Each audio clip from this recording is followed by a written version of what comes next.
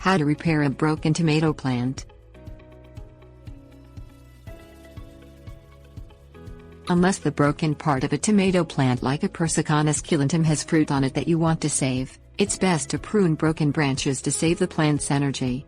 Fixing a broken tomato is similar to repairing a broken bone.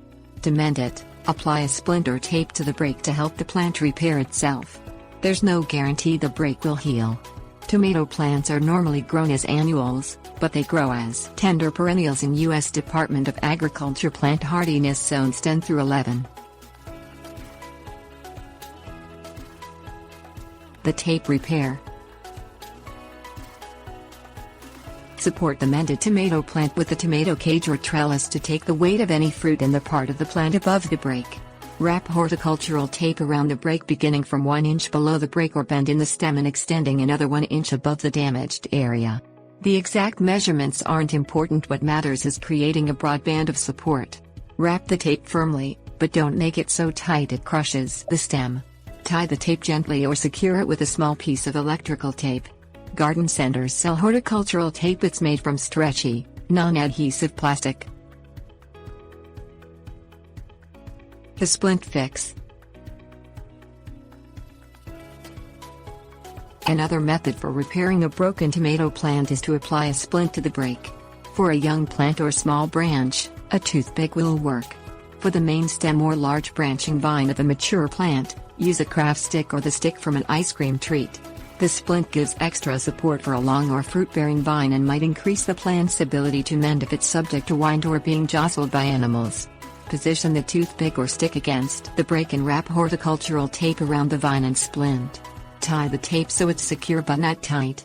Support the top of the tomato vine or its fruit on a cage or other support. How to make the cut. If the stem above the break withers and changes color, the break isn't healing. Cut off the broken part or replace the plant.